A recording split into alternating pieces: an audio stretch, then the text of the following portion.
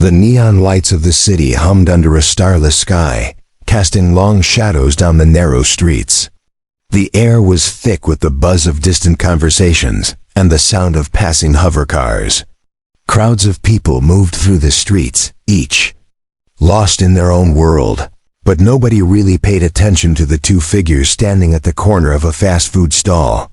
A young man, his blonde hair tousled by the evening breeze, stood casually holding a paper cup filled with French fries. His name was Jake, and he had no idea that tonight would change his life forever. The fries, hot and crispy, smelled delicious, their scent mingling with the warm, greasy air around him. Jake didn't notice the girl at first. It wasn't until he heard a low, almost animalistic growl that he turned around. She stood just a few feet away, her striking appearance drawing the attention of everyone around her. Her skin was a flawless mix of tan and orange fur, her eyes a brilliant shade of amber. She wore a black leather outfit that looked like it was designed to enhance her fierce and intimidating aura. But it wasn't just her appearance that commanded attention, it was the energy around her, an undeniable presence that made everyone within a few feet of her feel uneasy. Jake's eyes widened as he locked eyes with her. She looked like something out of a futuristic nightmare, a Vulpine girl with sharp, almost predatory features. Her gaze was intense, and though she wasn't smiling, there was something almost playful in the way she eyed him. And that growlet was a warning. Hey, you hungry?" Jake asked, unsure why he was speaking to her. It wasn't like him to engage with strangers like this, especially not someone who looked as dangerous as she did. But something about her presence made him feel oddly calm, almost like a strange instinct to connect with her had taken over. The girl took a step closer. Her furred tail flicked behind her, and she sniffed the air. For a moment, Jake wasn't sure if she was going to attack or speak. Instead, her amber eyes softened, and a small rumble of a growl escaped her throat. She didn't say a word but eyed the fries he was holding with obvious interest. Jake, still unsure what to make of the situation, held the fries out in front of her. He shrugged. "You want some?" The Vulpine girl's eyes flickered for a moment, as if she were deciding whether to trust him. Then, with a fluid movement, she reached for the fries, taking them from his hand with an almost predatory grace. Her fingers brushed against his, and for a second, Jake felt a strange jolt of electricity pass between them, like a hidden connection he couldn't understand. She ate the fries without saying a word, her sharp eyes never leaving Jake's face. It was strange how quickly the tension between them had faded. Her earlier growl was gone, replaced by an almost amused look as she chewed slowly, savoring the food. Jake watched her for a moment, his mind racing. Who was she? Where did she come from? And why did she seem so otherworldly? There was no mistaking the fact that she wasn't human. Her movements, her appearance, everything about her screamed something far more dangerous and mysterious. As the last fry disappeared, the girl finally spoke, her voice soft but clear. "You're different," she said, her words tinged with curiosity, not like the others. Jake blinked, surprised. "What do you mean?" "You share," she said, her voice low like the growl of a wild animal. "Most people wouldn't. Most people would run away." "I'm not most people," Jake replied, feeling an odd sense of pride. But the truth was, he hadn't expected to feel this protective of her. Something about her had triggered a deep, unspoken bond between them.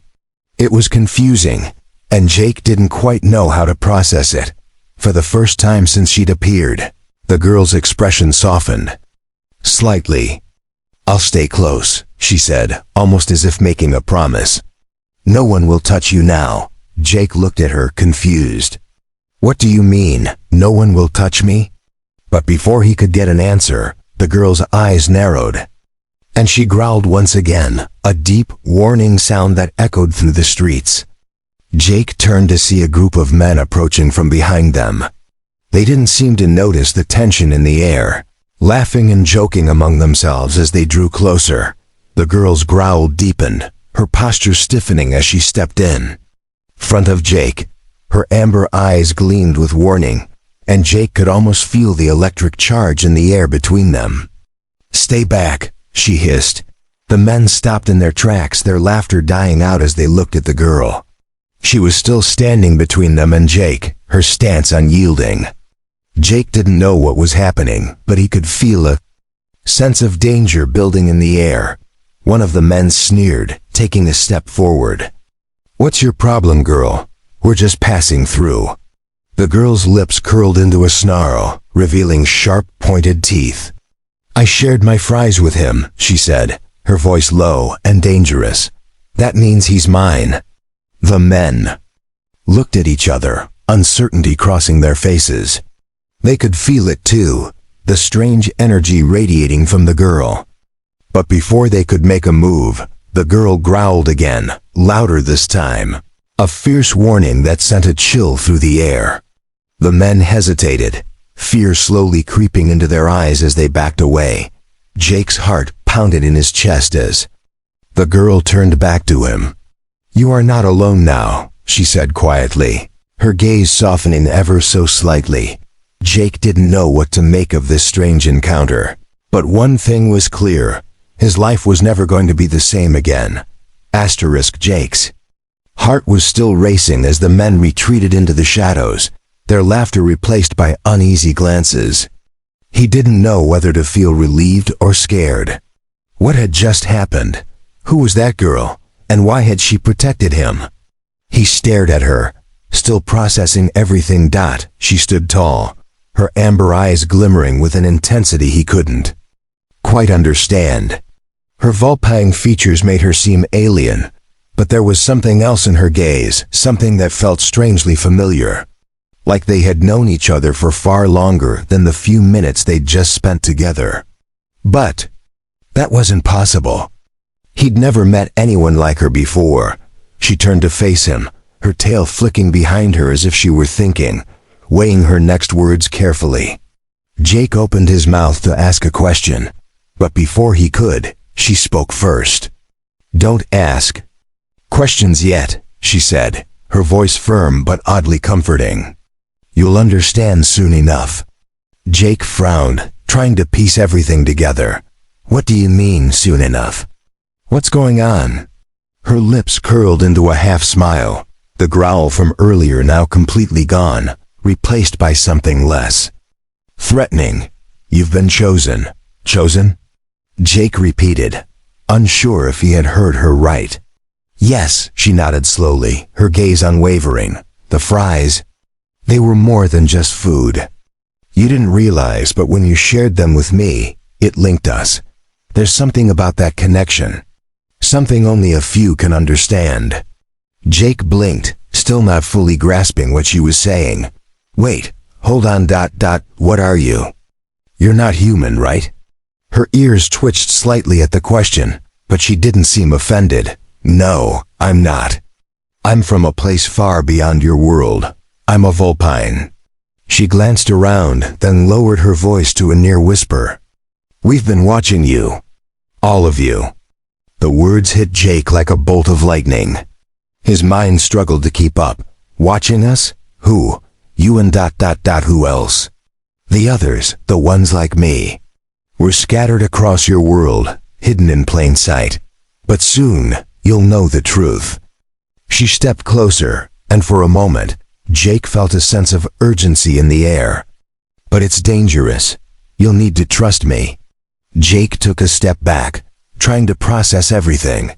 "Trust you? Why should I? You just showed up out of nowhere and protected me from some guys who probably didn't even know what they were getting into." Her amber eyes softened. "It's not about those men. It's about what they represent. They were part of something bigger, something much darker. They've been searching for me, and now they know where to find me. And you're part of this now, whether you like it or not." Jake shook his head, his thoughts swirling. He had no idea what she was talking about. "So, what am I supposed to do? What do you want from me?" The Vulpine girl's eyes narrowed, her gaze locking onto his. I want you to stay safe. To survive. They'll come for you too, sooner or later. You shared your fries with me, and that bond. It's not just something to ignore. They'll feel it. Jake felt a chill run down his spine. Who are they? She hesitated for a moment, then looked up at the sky. I can't tell you everything yet, but you need to stay close to me. I'll protect you, but you must trust me. We can't stay here for long. Jake still had 1,000 questions, but something in her voice told him that pressing for more answers right now wasn't going to help. Whatever was going on, it was bigger than both of them. And for the first time since meeting her, he felt a sense of helplessness. Okay, fine, Jake said reluctantly. But I'm not going anywhere without understanding more of what's going on. You owe me that much at least. Her expression softened slightly and she gave a small nod. You're right. You deserve answers. But for now, you need to trust me. Follow me, and don't make any noise. We'll find a place to talk, somewhere safe. Jake nodded, though uncertainty still clung to him. They moved through the crowd, the girl leading the way with a purposeful stride. Jake couldn't help but feel like he was walking deeper into a world he didn't belong to, a world where rules didn't apply and nothing was as it seemed. As they navigated through the bustling streets, Jake couldn't shake the feeling that they were being watched. People passed by without noticing the strange girl at his side, but Jake couldn't ignore the fact that there was something about her presence that seemed to make the air around them buzz. It wasn't just her appearance, it was the way she carried herself, the way she moved through the world like she was both part of it and apart from it. They found a quiet alleyway, tucked between two buildings. The neon lights of the city flickered above them, casting the space in a harsh, artificial glow. The girl turned to face Jake, her sharp eyes scanning their surroundings before she spoke. Now we can talk. But listen carefully, Jake. The moment you shared your fries with me, you became part of something much bigger. And I can't let you walk away from it. Not now, not when they know about us. Jake swallowed, trying to steady his breath. He had no idea what he was getting into, but one thing was certain. His life was never going to be the same again. The Vulpine girl was right about one thing: he was in this, whether he liked it or not. Jake stood in the alley, the harsh neon light flickering overhead, casting strange shadows on the ground. His mind was racing, still processing everything the girl, this Vulpine, had said. She wasn't human, she just admitted it. She was part of something larger, something that seemed to go beyond any understanding he had of the world. And now, because of a simple act of sharing fries, he was tied to her, and whatever danger she was running from. The girl's amber eyes were fixed on him, her expression unreadable. Her tail flicked nervously behind her, betraying a small hint of the anxiety she was trying to mask. Jake opened his mouth to speak, but she raised a hand, silencing him. Not yet, she said softly. I need you to listen carefully. There's no time to explain everything right now. We'll be on the move soon. Jake nodded, though he wasn't sure what he was agreeing to. There was a knot of unease forming in his stomach. The world outside this alley seemed so distant, like a place he no longer belonged to. He wasn't sure if he was afraid of the girl, or what was coming next, but he knew he didn't have much of a choice. Who are they? Jake asked, his voice shaking slightly, betraying the uncertainty he felt. The ones you keep talking about. Who are you running from? The Vulpine girl let out a long, slow breath, as if gathering the strength to speak. They are called the Wardens. They hunt my kind, and they hunt anyone who gets in their way. They're powerful, well-organized, and ruthless. They won't stop until they find me. And they'll use you to get to me. Jake felt a chill run down his spine at the mention of the Wardens. The name alone sounded like something from a bad dream, and the fear in her voice made it all feel too real. She didn't seem like the type of person who would be afraid of anything, yet here she was, standing before him, filled with fear and urgency. "Why are they after you?" Jake pressed, his curiosity now outweighing his fear. "What's so special about you?" The girl's expression darkened. "I was part of an experiment. Long ago, a group of scientist humans decided to see if they could create something more than just a human. They succeeded in creating my kind. We're stronger, faster, and smarter than humans. But when the experiment was over, the humans didn't know what to do with us. Some of us escaped, but others were locked away." She paused, looking down at the ground, as if the memories were too painful to relive. Jake didn't say anything. He could feel the weight of her words sinking in. "And the Wardens," she continued, "they are humans who are part of an organization that's made it their mission to hunt us down. They believe that our existence is a threat. We're too dangerous. They say they want to eliminate us." Jake's mind raced, trying to piece together the fragments of the story. He had never heard of anything like this before, humans creating something so different, so powerful. It sounded like a dystopian nightmare, but somehow, in the quiet of the alley, it felt all too real. "Are you telling me you're, what? Some kind of superhuman experiment?" Jake asked, disbelief still written on his face. The girl's lips twitched into something that could have been a smile, but it was gone as quickly as it appeared. "Not exactly, but yes, I guess you could say that. My kind was created to be stronger, faster, smarter more than humans. But we never asked for it. I never asked to be a weapon. I'm not like them. I just want to survive." Jake was quiet for a moment, absorbing everything she had said. His thoughts were a tangled mess. How could he trust her? How could he trust anything in this new world she had dragged him into? But one thing was certain, this wasn't some wild fantasy or dream. This was real, and it was happening right in front of him. "Why are you telling me all this?" Jake finally asked, his voice soft, almost hesitant. The girl's eyes softened for a moment, her face showing the vulnerability that surprised him. "Because I need you, Jake. I need your help. Without you, I don't stand a chance against them. The Wardens are closing in, and I can't do this alone." Jake felt a strange pull in his chest. He didn't know her, not really, but there was something about her, something that made him feel like he could trust her. Maybe it was the way she protected him earlier, or maybe it was the strange connection they had. He wasn't sure, but he knew that walking away from this wasn't an option. "Not anymore. What do you need me to do?" he asked, a sense of determination rising in his chest. The girl nodded slowly. "We need to leave the city. I've already prepared a place, a safe house far from here.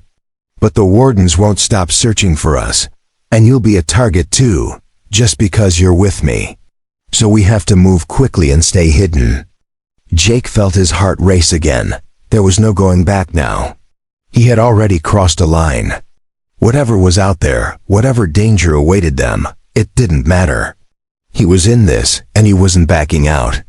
"All right," he said, his voice steady. "Let's go."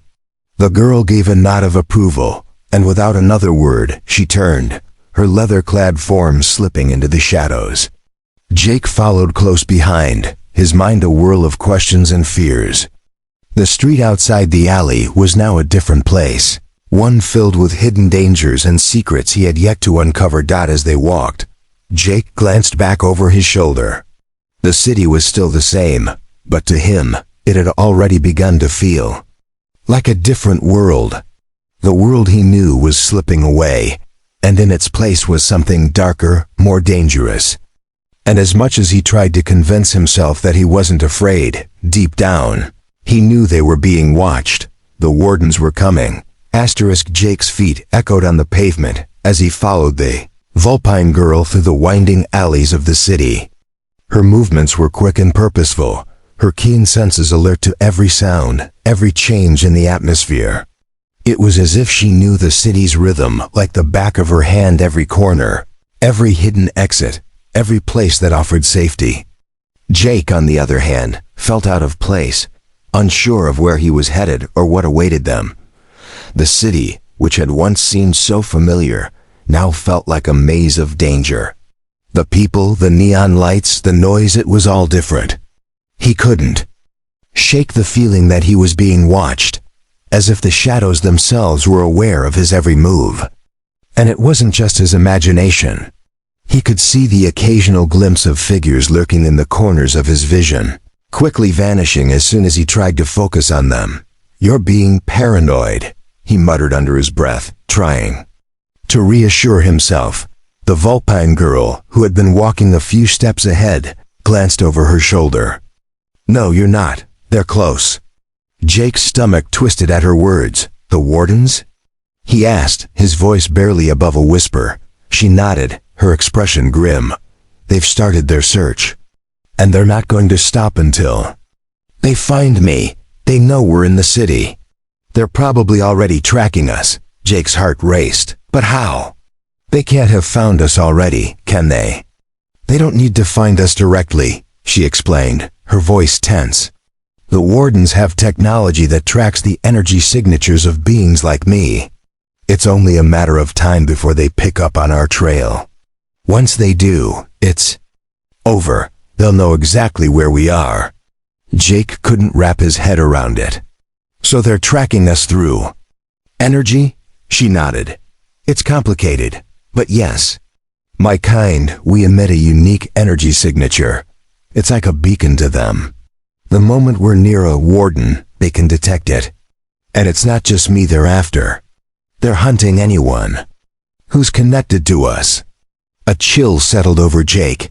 He had thought this was some sort of wild chase, an adventure he could ignore or walk away from, but it was real dangerous and very real. The weight of it all was beginning to sink in. "Where are we going?" Jake asked, his voice barely audible. "You said something about a safe house." The girl stopped abruptly, turning to face him. Her amber eyes gleamed with urgency. "It's not far, but we need to keep moving. The longer we stay in one place, the more likely we are to be found." They continued walking, the girl leading with confident strides, Jake following closely behind. The streets grew quieter the farther they went, the neon lights fading as they turned onto smaller, less populated roads. The sense of isolation grew stronger, and with every step, Jake felt more out of his depth. After what felt like an eternity, they reached an old, decrepit building tucked away between larger, modern structures.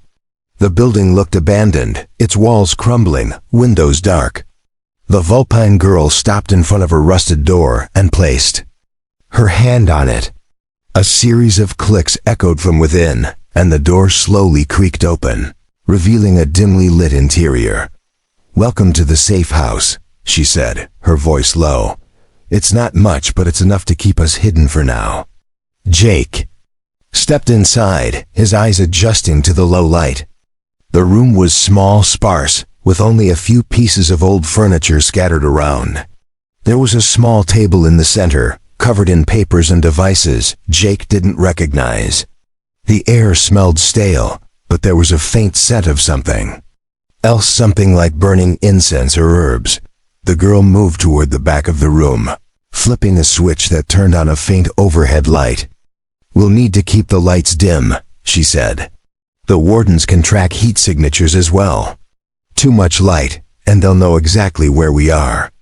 Jake nodded, feeling the weight of the situation sink in. "What now? What's the plan?" She turned to him, her face serious. "We wait. And we prepare." "Prepare for what?" Jake asked, though part of him already feared he knew the answer. She gave him a hard look. "The wardens will come for us. They always do. And when they do, we have to be ready. I've already made plans, escape routes, hidden supplies. But we can't fight them directly, Jake. The only way we'll survive is if we stay ahead of them. And that means we move fast, stay hidden, and never stay in one place for too long." Jake was silent for a moment, trying to process her words. The weight of the responsibility was heavy, and he felt the panic rising in his chest. His Life had just taken a sharp turn into a world he didn't understand. But he couldn't ignore it anymore. He couldn't turn back. What happens if we don't make it? He asked, the question hanging heavily between them. The girl's amber eyes softened for a moment. If we don't make it, they'll take us. They'll do what they've always done, capture us, dissect us, and use us for whatever they want. But I won't let that happen, not to you, not to me. Jake felt a strange sense of calm wash over him. Her words were cold, direct, but somehow reassuring. She wasn't going to give up, and neither would he. What do we do next? He asked, determination building in his voice. First, we rest. We need to stay sharp. Then, we'll start moving again at first light. The wardens won't stop until they find us, but we'll stay ahead of them. We'll do whatever it takes. Jake nodded, the heaviness of the situation settling deep in his bones. He wasn't sure if they would make it, but for the first time since meeting the Vulpine girl, he felt like he had a chance. And as they settled into the darkened room, Jake couldn't shake the feeling that the hunt had only just begun. The room was eerily quiet, save for the occasional rustle of the Vulpine girl adjusting her gear. Jake sat on the floor, his back against the wall, trying to shake off the unease that clung to him like a second skin. The sense of danger wasn't just a distant worry anymore, it was real, inescapable, and rapidly closing in on them. The Vulpine girl was at a small table, her fingers deftly moving over an array of maps and high-tech devices Jake didn't understand. She spoke in quiet, urgent tones, muttering to herself as she ran through the escape routes and contingencies she had prepared. It was clear that her world was nothing like the one Jake had grown up in. She was a survivor, used to moving in the shadows, never staying in one place for too long. How much longer? Jake asked, his voice breaking the silence. He stood up, pacing the small room. How long do we stay here? The girl didn't look up from her work. We stay here until we can't anymore. As long as we stay hidden, we're safe. Jake felt a twinge of doubt in his gut. But she said they can track us. They're going to find us, right? How long can we keep running? Her amber eyes finally lifted to meet his, hard and resolute. We can't keep running forever. But we can stay one step ahead. If we don't fight back, if we keep moving, we stand a chance. Jake felt a rush of frustration. This wasn't what he had signed up for. The thrill of adventure he had imagined was far from the reality of their situation. They weren't running from some distant enemy. They were running from a force that could track them across the city, across the world, and eventually catch them. And once they did, there would be no escape. I still don't understand why they're after you, Jake said, his voice low. Why not just leave you alone? She sighed, her gaze distant. It's not about me, Jake. It's about the whole of my kind. We're dangerous, at least. That's how they see us. We were created to be weapons, tools for control. But we never agreed to that. Some of us escaped like me. Others were captured, turned into instruments of war. And the wardens, they think they have the right to hunt us down and erase us. Jake shook his head, trying to understand her words, but it was hard to fathom. So you're a weapon? Like some kind of bioengineered soldier? She nodded slowly. In a way. But I never wanted that life. I just wanted to be free. And now they're going to make sure I never am. The weight of her words settled heavily. In the air, Jake could feel the tension between them growing. This wasn't just some strange encounter anymore. This was real, dangerous, and life-threatening. His life had become tied to hers, and there was no turning back. Suddenly, there was a soft beep from one of the devices on the table. The girl's head snapped up, her ears twitching as she reached for the monitor. They're close, she said, her voice tight with urgency. Jake's heart skipped a beat. Who? The wardens? She nodded. They found us. The energy signatures. I've been tracking. They're here, Jake. Jake's breath hitched. The room that had once felt like a safe haven now seemed like a trap, a cage they had walked into willingly. His instincts screamed at him to run, to get out of there before it was too late, but the girl didn't move. She was calm, focused, almost as if she had expected this all along. "What do we do now?" Jake asked, his voice barely above a whisper. Girl grabbed her gear, her movements quick and purposeful. "We leave, now." Before Jake could react, she was already moving to the back of the room, pulling open a hidden panel in the wall. She gestured for him to follow. "Wait, hold on," Jake started, but she cut him off. "Now, Jake, they'll be here in minutes." Jake hesitated, then quickly followed her. The moment he stepped into the narrow tunnel behind the wall, he felt the world around him shift. The underground passage was cold and smelled damp, but it felt safer than the cramped room above them. The Vulpine girl moved ahead, her body a blur of swift, controlled movements, her tail flicking behind her as she led the way. They moved quickly through the passage, the sounds of their footsteps muffled by the thick stone walls. Jake struggled to keep up, his thoughts a swirl of panic and confusion. His mind raced, trying to process everything happening to him, but it was impossible to keep up. The only thing he knew for sure was that if he didn't stay close to her, he'd be caught. The Vulpine girl turned a corner, her figure disappearing into the darkness ahead. Jake rushed to catch up, his breath coming faster. He had no idea where they were going or how long this tunnel stretched, but he knew one thing: the wardens were coming. They were closing in as they continued deeper into the passage. Jake caught a faint whisper of movement behind them. His heart leapt into his throat. Were they being followed already? He glanced back, but the shadows offered no answers. Just when he thought he could hear nothing more, a cold mechanical voice echoed from the dark. "Subject 47 detected. Beginning search protocol." Jake froze. The voice sounded distant, but unmistakably clear. The wardens were already here. They had found them. "They're close," the Vulpine girl hissed, her pace quickening. "We need to move faster." Fear surged through Jake's veins.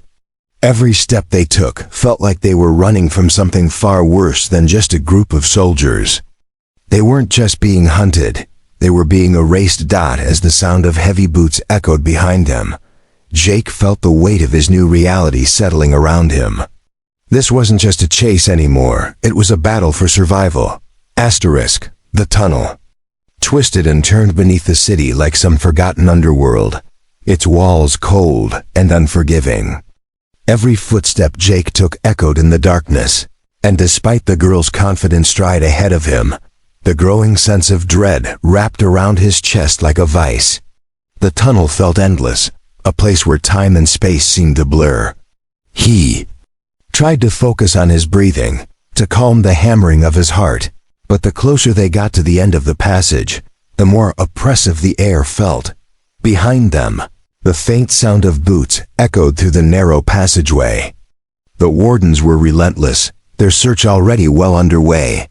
Jake could hear their mechanical voices growing closer, calling out in unison, almost like a well-coordinated hive.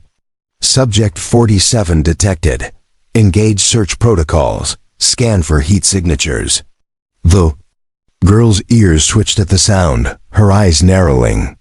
"They're getting closer," she whispered, glancing behind them with a flicker of frustration. "We can't outrun them forever." Jake couldn't stop his pulse from racing. "What now?" he asked, his voice barely a whisper. "How long before they catch us?" "Not long," the Vulpine girl replied, her tone grim. "But I've got a plan. We'll reach the surface soon. There's a way out. But you have to stay close, and you have to keep moving. Don't stop no matter what." Jake nodded, his throat dry. He was so far from anything he knew, any world he understood. All he had now was her, this strange girl with a dangerous past, and the promise of something that wasn't even a guarantee. His mind raced, but he had no choice. He had to trust her. Ahead of them, The tunnel narrowed, and the girl turned to him with a brief glance. "Stay sharp," she said, her voice low and urgent. "We're almost there." Just as the words left her mouth, the ground beneath them trembled. A deep, rumbling vibration shook the walls, making the tunnel feel like it was about to collapse on them. Jake stumbled slightly, his balance thrown off by the sudden quake.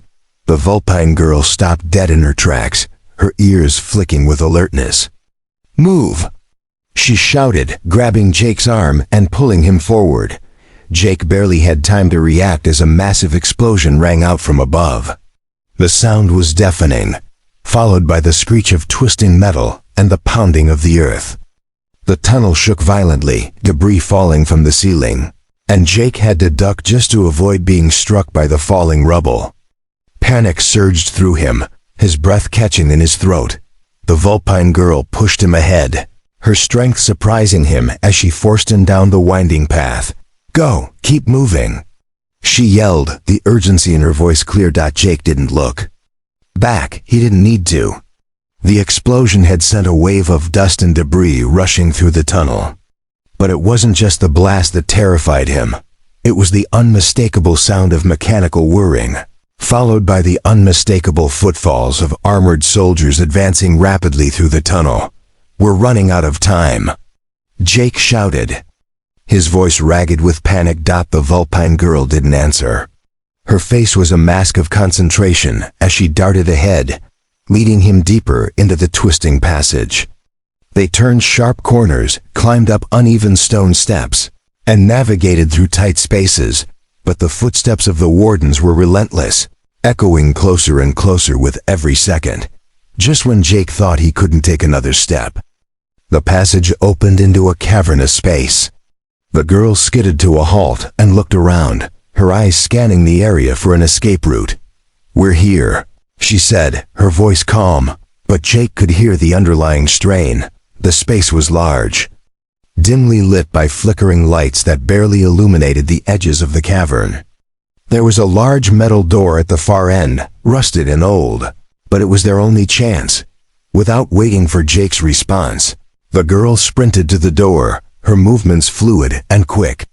Jake stumbled after her, trying to keep up, but the exhaustion from the constant running was catching up with him.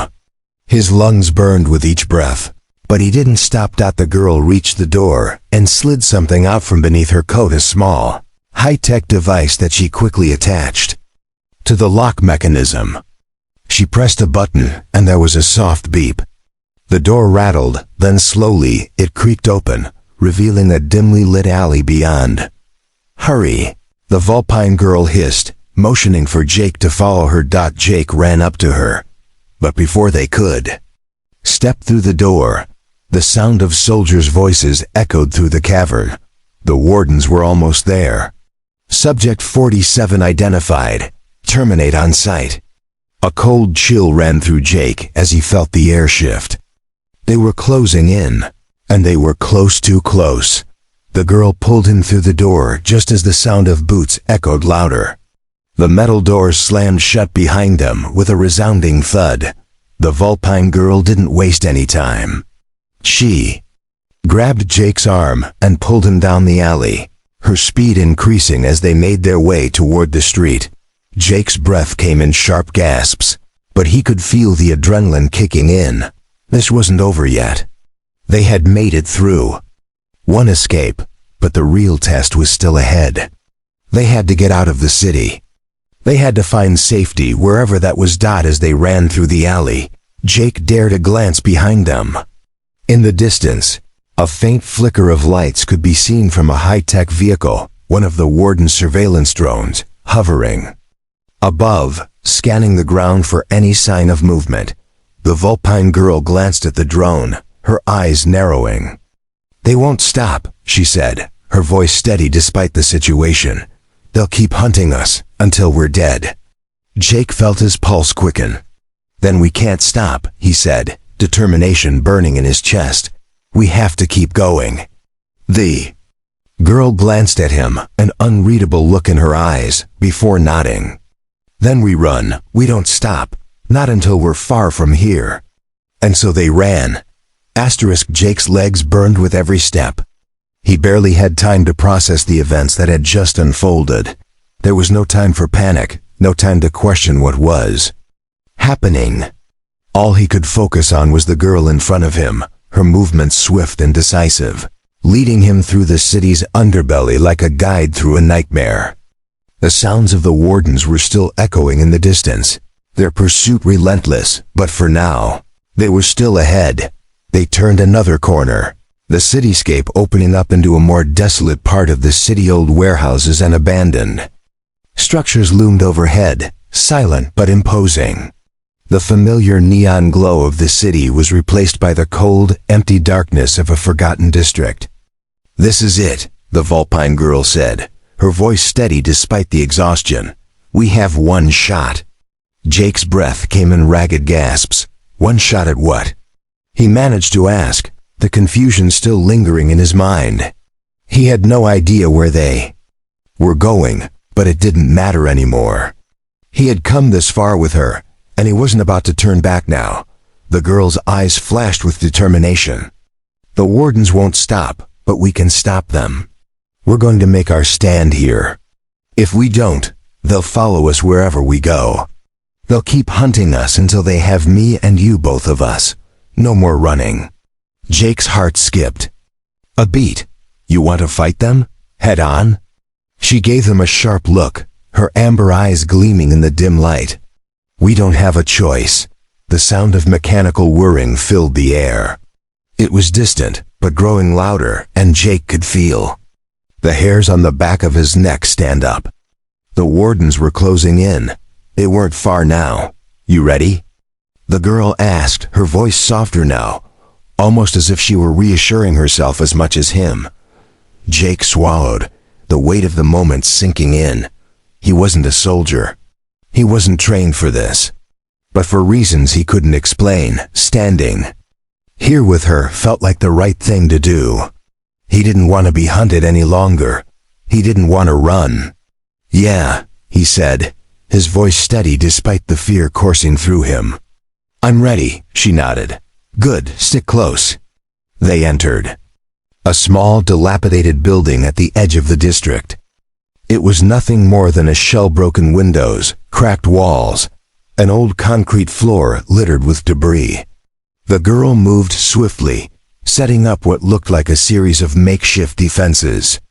She was pulling out small devices from her pack, placing them on the walls, the floor, and the ceiling, her fingers moving with practiced speed. "What is all this?" Jake asked, his voice laced with awe as he watched her work. "Traps," she replied simply. "They're not expecting us to fight back. They think we'll run. They're wrong." Jake couldn't help but admire her confidence. He had no idea what kind of trap she was setting, but if anyone could turn this old building into a fortress, it was her. The sound of heavy boots grew louder, and Jake knew the wardens were nearly upon them. He took a deep breath, trying to calm his nerves. "What happens now?" The Vulpine girl stood up, looking at him one last time. "Now we fight.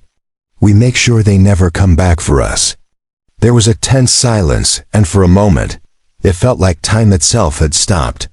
Then, the distant hum of the warden's drones echoed through the air, signaling that the hunt had finally arrived at its conclusion. The girl's eyes locked onto Jake's, and for a fleeting moment, he could see the weight of the world in them. This wasn't just a battle for survival anymore.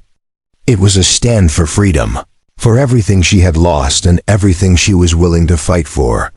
The first warden came into view, a hulking figure in black armor, its face obscured by a helmet with a red visor.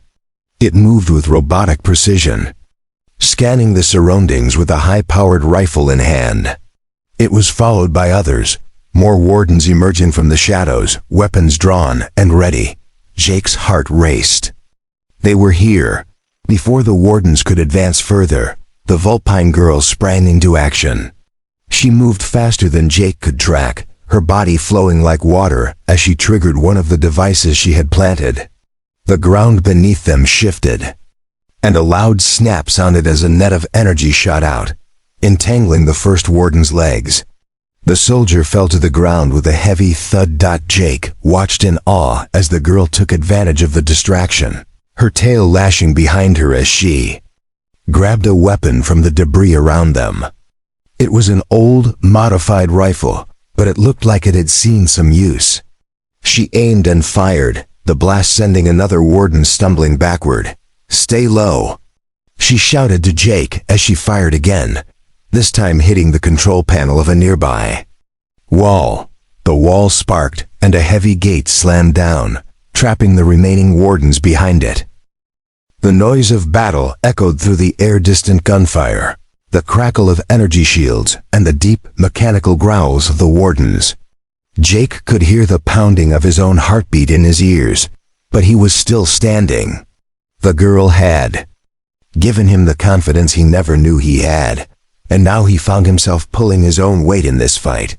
"Keep moving," she ordered, as she led him through another part of the building. The wardens were regrouping, but they were trapped for now. Jake followed her through the labyrinth of rooms, feeling like the walls themselves were closing in on him. But he wasn't alone. Not anymore. The girl was there, and together, they could fight. "Just a little longer," she said, her voice filled with resolve. "We've got them on the ropes. We can do this." And then, as the sound of more warden reinforcements reached their ears, Jake knew one thing for sure. They weren't just running anymore. They were making their stand, and no one was going to take it from them. The wardens wouldn't stop hunting them, but they wouldn't win this fight. Not today. The battle for freedom had just begun.